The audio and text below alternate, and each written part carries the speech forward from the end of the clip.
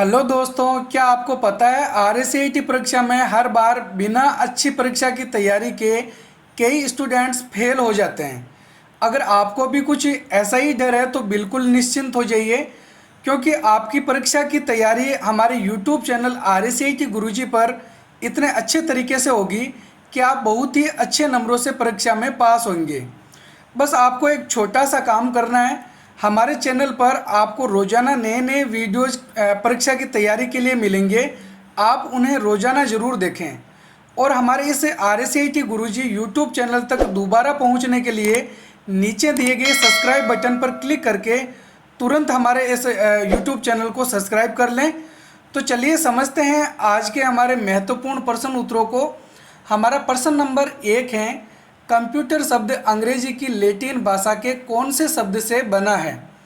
Control, compute, counting या फिर communication. अब देखो, आपको जो भी प्रश्न मिलता है और जो भी इनके ऑप्शन मिलते हैं, आपको मन में एक बार ये जरूर सोच लेना है कि इसका सही आंसर क्या होगा।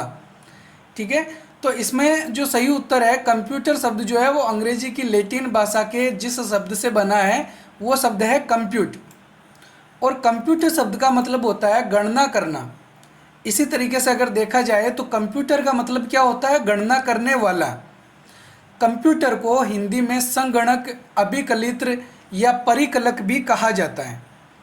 अगला हमारा प्रश्न नंबर 2 है, QWERTY यानी QWERTY कौन से डिवाइस से संबंधित है? कीबोर्ड, माउस, प्रोजेक्टर या फिर प्रिंटर। तो देखो, QWERTY जो है वो कीबोर्ड से संबंधित है। कीबोर्ड से संबंधित इसीलिए है क्योंकि जो हमारा कीबोर्ड होता है उसके ऊपर आप देखते हैं कि ऊपर वाली जो ABCD वाली रो होती है उसमें सबसे पहले Q लिखा होता है, QWERTY। ये शब्द, ये जो अक्षर हैं वो हमको सबसे ऊपर वाली रो के अंदर जो अल्फ़ाबेट्स रो होती है उसमें देखने को मिलते हैं। तो इसीलिए ये कीबोर्ड से संबंधित हैं। ठीक है, यहाँ आप साइड में ये जो कीबोर्ड देख पा रहे हैं इसमें देखेंगे QWERTY, ये सबसे पहले लिखा हुआ है। नेक्स्ट है हमारा प्रश्न नंबर 3 है, MS वर्ड 2010 में न्यू फाइल को ओपन करने पर उसमें डिफ़ॉल्ट फॉन्ट क्या होता है? एरियल, कैलिबरी, कैम्ब्रिया या फिर टाइम्स न्यू रोमन। तो देखो, आपको एक चीज़ तो यहाँ पे ये क्लियर कर लेनी है कि यहाँ पर ये जो चारों ऑप्शन दे रखे हैं वो फ़ॉन्ट के प्रकार है। किसके प्रकार है? फ़ॉन्ट के प्रकार हैं। अब इसमें से कौन सी फ़ॉन्ट है जो जब हम माइक्रोसॉफ्ट वर्ड को नया ओपन करते हैं तो डिफ़ॉल्ट उसमें ऑलरेडी होती है? तो सही आंसर है इसमें बी, कैलिबरी। कैलिबरी फ़ॉन्ट होती है और फ़ॉन्ट की साइज़ 11 होती है। ठीक है, माइक्रोसॉफ्ट वर्ड को जब नया ओपन करते हैं तो फ़ॉन्ट कैलिबरी और फ़ॉन्ट की साइज़ कितनी होती है? 11। अगला हमारा प्रश्न नंबर 4 है, किसी पैराग्राफ की लाइनों को दाएं और बाएं दोनों तरफ से एक सीध में रखने के लिए कौन सा विकल्प उपयुक्त होगा? जस्टिफाई, सेंटर, शॉर्ट या फिर इंक्रेज इंडेंट। तो पैराग्राफ की लाइनें दाएं और बाएं दोनों तरफ से एक सीध में रखने के लिए हम जस्टिफाई वाला ऑप्शन चुनते हैं। इसको हम अलाइनमेंट बोलते हैं। अलाइनमेंट 4 प्रकार के होते हैं, align text left, align text right, centre और जस्टिफाई। तो लेफ्ट वाला ऑप्शन चुनते हैं तो पैराग्राफ की लाइनें केवल लेफ्ट साइड में एक सीध में होती है, राइट में नहीं होती है। और अलाइन टेक्स्ट राइट चुनते हैं तो राइट में होती है, लेफ्ट में एक सीध में नहीं होती है। अगर हम सेंटर वाला ऑप्शन चुनते हैं तो लाइनें सेंटर में आ जाती है, पेज के बीच में आ जाती है, यानी दोनों तरफ से सीध में नहीं होती है। और जस्टिफाई वाला ऑप्शन चुन के दोनों तरफ से एक सीध में रखा जा सकता है। ज़्यादातर आप प्रिंटेड जो किताबें देखते हो, अखबार देखते हो, उसमें जस्टिफाई वाला ऑप्शन चुना हुआ होता है। इसीलिए पैराग्राफ की लाइनें और दाएं बाएं एक सीध में होती है, ऐसी कोई भी लाइन आगे पीछे नहीं होती है। सॉर्टिंग के द्वारा हम क्रमबद्ध लिख सकते हैं। अगर हमको ABCD वाइज कोई स्पेलिंग लिखनी है क्रमबद्ध तो सॉर्टिंग कर सकते हैं। इंक्रेज इंडेंट के द्वारा पैराग्राफ के लेफ्ट साइड में खाली जगह बढ़ाई जाती है और डिक्रेज इंडेंट से वापस घटाई जाती है। अगला हमारा प्रश्न नंबर 5 है, निम्न में से डिजिटल कंप्यूटर का भाग कौन सा है? Super computer, main frame computer, mini and micro computer या फिर ऑल ऑफ द अबव। तो देखो यहाँ पर ये जो चारों ही प्रकार दे रखे हैं, super computer, main frame computer, mini computer और माइक्रो कंप्यूटर, ये चारों ही डिजिटल कंप्यूटर के प्रकार हैं। इसीलिए इसमें सही आंसर होगा D, all of the above. और इनमें से हम जो कंप्यूटर चला रहे हैं वो कंप्यूटर है माइक्रो कंप्यूटर। ज़्यादातर जो कंप्यूटर यूज करते हैं हम वो माइक्रो कंप्यूटर होता है। और माइक्रो कंप्यूटर के भी चार अलग अलग भाग हैं, desktop computer, laptop, tablet, smartphone, जिसको पीडीए भी कहा जाता है, personal digital assistant. Micro computer को हम पीसी भी बोलते हैं, पीसी का मतलब होता है पर्सनल कंप्यूटर। ठीक है। अगला प्रश्न नंबर 6, निम्न में से कौन सा मॉनिटर आकार में बड़ा और टेलीविज़न जैसा होता है? एलसीडी, एलईडी, सीआरटी या फिर ऑल ऑफ द अबव। तो मॉनिटर का ऐसा कौन सा प्रकार है जो टेलीविज़न के आकार का होता है? इनमें से आकार में बड़ा और टेलीविज़न के आकार का होता है। तो वो जो मॉनिटर होता है वो है सीआरटी मॉनिटर। अब देखो यहाँ पर हमने आपको इनकी फुल फॉर्म्स भी प्रोवाइड करवा रखी है, आपको इनको नोट करके रख लेना है या अच्छे से समझ लेना है, याद रख लेना है। एलसीडी की फुल फॉर्म होती है लिक्विड क्रिस्टल डिस्प्ले, और एलसीडी का ही एक नया रूप है एलईडी मॉनिटर, जिसमें लाइट इमिटिंग डायोड का प्रयोग किया जाता है। एलईडी की full form light emitting diode. तो एलसीडी का नया रूप एलईडी है, जो वजन में हल्का होता है और कम विद्युत खर्च करता है। सीआरटी मॉनिटर इनकी तुलना में ज़्यादा बिजली की खपत करता है और इसकी जो क्वालिटी है वो भी इनकी मुकाबले कम होती है। नेक्स्ट हमारा प्रश्न नंबर 7 है, निम्न में से ऑपरेटिंग सिस्टम किसका प्रकार है? Hardware, output device, application software या फिर सिस्टम सॉफ्टवेयर। तो ऑपरेटिंग सिस्टम जो है वो सिस्टम सॉफ्टवेयर का एक भाग है, सिस्टम सॉफ्टवेयर का प्रकार है। अगला प्रश्न नंबर 8 है, निम्न में से सेकेंडरी मेमोरी का उदाहरण कौन सा है? रैम, रोम, सीडी डीवीडी या फिर कैश मेमोरी। तो देखो सेकेंडरी मेमोरी जो है, कंप्यूटर में मेमोरी दो प्रकार की होती है, प्राइमरी मेमोरी और सेकेंडरी मेमोरी। तो सेकेंडरी मेमोरी के अंदर कंप्यूटर बंद होने के बाद भी डेटा सेव करके रखा जा सकता है। हम अगर कुछ फाइलें सेव करके रखना चाहते हैं तो वो सेकेंडरी मेमोरी में ही सेव होती है। जैसे हम कोई भी फाइल एप्लीकेशन सॉफ्टवेयर में बना के सेव करेंगे तो वो हार्ड डिस्क में सेव होगी। तो हार्ड डिस्क जो है वो एक सेकेंडरी मेमोरी का ही उदाहरण है। इसके अलावा पेन ड्राइव होता है, सीडी डीवीडी होता है, मैग्नेटिक टेप है। ठीक है। तो सही आंसर क्या होगा इसमें? सी, सीडी और डीवीडी, ये सेकेंडरी मेमोरी के उदाहरण हैं। सीडी की फुल फॉर्म होती है कॉम्पैक्ट डिस्क और डीवीडी की फुल फॉर्म होती है डिजिटल वीडियो डिस्क या फिर डिजिटल वर्सेटाइल डिस्क। अगला प्रश्न नंबर 9 है, इंटरनेट एक्सप्लोरर को फुल स्क्रीन पर देखने के लिए क्या शॉर्टकट कुंजी काम में लेते हैं? F5, F8, F11 या फिर F12 है। तो हम ज़्यादातर कोई भी ब्राउज़र यूज करते हैं, Google Chrome, Mozilla Firefox, internet explorer, Microsoft Edge, इनको फुल स्क्रीन पे देखना चाहते हैं तो उसके लिए F11 का प्रयोग करते हैं। इसके अलावा F5 कुंजी का प्रयोग रिफ्रेश करने के लिए करते हैं, ये भी ध्यान में रखना है। और पावर पॉइंट में स्लाइड शो करने के लिए भी F5 कुंजी का प्रयोग किया जाता है।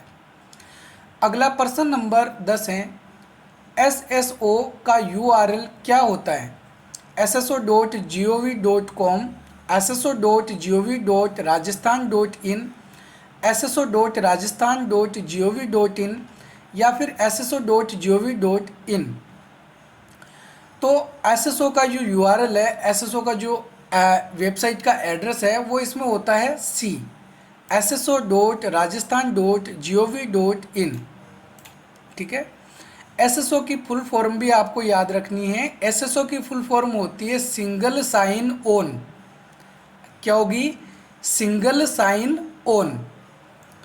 अगला हमारा प्रश्न नंबर 11 है, DPI का पूरा नाम क्या है? Digital print in, digital print inch, digital print inch या फिर डॉट पर इंच। तो DPI का पूरा नाम होता है डॉट पर इंच। DPI को रिजोल्यूशन के नाम से भी जाना जाता है। अगला प्रश्न नंबर 12 है, MS एक्सेल 2010 में बनी फाइल का एक्सटेंशन नेम क्या होता है? .exl, .doc, .pptx या फिर .xlsx। तो माइक्रोसॉफ्ट एक्सेल में जो फाइल बनती है उसका एक्सटेंशन नेम होता है .xlsx और इस फाइल को हम बोलते हैं वर्कबुक। जो फाइल माइक्रोसॉफ्ट एक्सेल में बनती है इसको वर्कबुक कहा जाता है।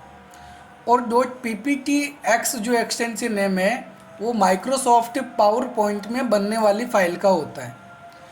अगला हमारा प्रश्न नंबर 13 है, निम्न में से किस प्रिंटर का टोनर सूखे हुए स्याही पाउडर का प्रयोग करता है? Thermal printer, inkjet printer, laser printer या फिर लाइन प्रिंटर। तो इसमें सही आंसर होगा सी, लेजर प्रिंटर। ये सूखे हुए स्याही पाउडर का प्रयोग करता है, इसीलिए इस प्रिंटर को अगर हम काफ़ी समय तक यूज ना करें तो भी इस प्रिंटर में कोई ज़्यादा प्रॉब्लम नहीं आती है। अब जैसे इंकजेट प्रिंटर जो होते हैं उसके अंदर स्याही जो है वो लिक्विड रूप में होती है, तो अगर ज़्यादा समय तक इसका प्रयोग नहीं करते हैं तो वो जो स्याही है वो प्रिंट हेड की नलियों में या प्रिंट हेड में जम जाती है, सूख जाती है। अगला प्रश्न नंबर 14 है, कंप्यूटर कॉन्फ़िगरेशन से क्या आशय है? Processor specification, memory, RAM and HDD. HDD का मतलब होता है hard disk drive capacity, operating system या फिर ऑल ऑफ द अबव। तो कंप्यूटर कॉन्फ़िगरेशन का मतलब प्रोसेसर से भी होता है, कंप्यूटर मेमोरी से भी होता है और ऑपरेटिंग सिस्टम से भी होता है। इसीलिए सही उदाहरण है इसमें D, all of the above. अगला प्रश्न नंबर 15 है, आपको जो दिखाई देता है वही आपको मिलता है, यह अवधारणा किससे संबंधित है? WYSIWYG, BIOS, SMPS या फिर MICR। तो सही उत्तर है इसमें ए, WYSIWYG। इसकी फुल फॉर्म होती है what you see is what you get. क्या होगी? What you see is what you get, यानी जैसा आपको दिखाई देता है वैसा का वैसा ही आपको मिलने वाला है। जैसा हमको कंप्यूटर स्क्रीन पे दिखाई देता है, जैसे मान लो अपन माइक्रोसॉफ्ट वर्ड में काम करते हैं तो माइक्रोसॉफ्ट वर्ड में जैसा हमको डॉक्यूमेंट दिखाई देता है, जैसा पेज हमको दिखाई देता है, अगर हम उसको प्रिंट करते हैं तो वो वैसा का वैसा ही प्रिंट होके आता है।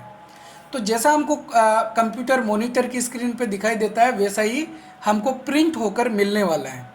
ये अवधारणा क्या कहलाती है? What you see is what you get. अगला हमारा प्रश्न नंबर 16 है, कंप्यूटर में कूलिंग फैन का क्या कार्य होता है? डेटा को स्टोर करना, सूचना का आउटपुट प्रदान करना, हार्डवेयर को ठंडा रखना या फिर डेटा को प्रोसेस करना। तो कूलिंग फैन जो है वो हार्डवेयर को ठंडा रखने के लिए प्रयोग किया जाता है।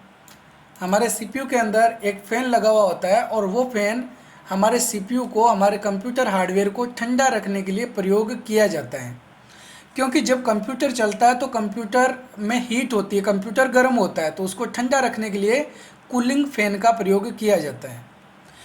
अगला प्रश्न नंबर 17 है, कंप्यूटर में बूटिंग प्रोसेस के दौरान सबसे पहले कौन सा प्रोग्राम लोड होता है? Operating system, device driver, application software या फिर बायोस। तो सही उत्तर है इसमें डी, BIOS, बायोस। बायोस की फुल फॉर्म होती है बेसिक इनपुट आउटपुट सिस्टम। क्या होगी? Basic input output system. तो जब कंप्यूटर बूटिंग कर रहा होता है, बूटिंग प्रोसेस हो रही होती है, तो सबसे पहले जो बायोस प्रोग्राम है वो अपना कार्य करता है, वो लोड होता है।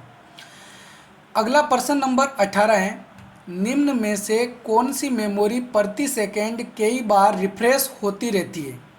Static RAM, dynamic RAM, PROM या फिर EPROM।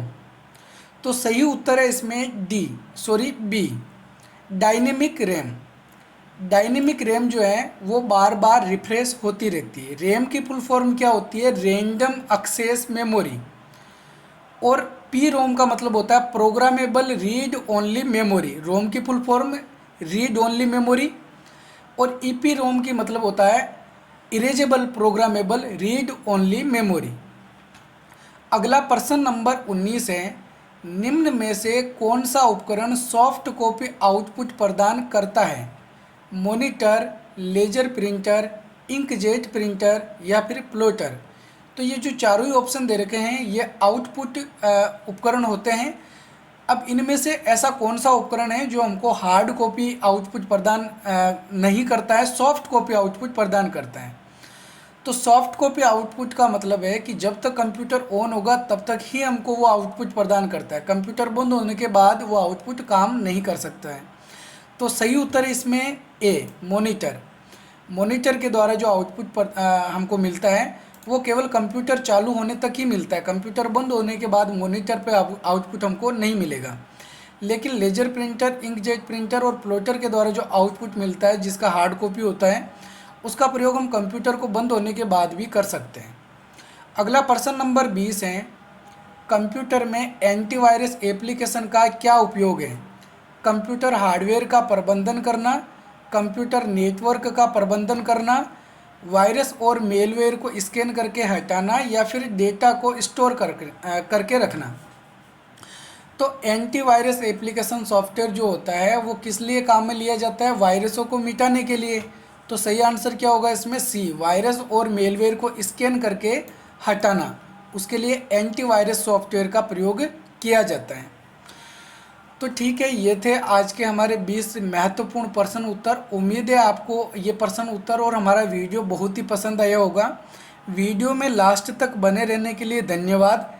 कल से आपको आपकी परीक्षा की तैयारी के लिए रोजाना सुबह और शाम दोनों समय नए नए वीडियोज महत्वपूर्ण प्रश्न उत्तरों के साथ मिलेंगे जो आपकी RACIT परीक्षा में आने के पूरे चांस हैं। तो रोज़ाना अपनी जो RACIT की तैयारी है वो अच्छे से करते रहिए। हम मिलेंगे एक और नए वीडियो में, तब तक के लिए जय हिंद, जय भारत।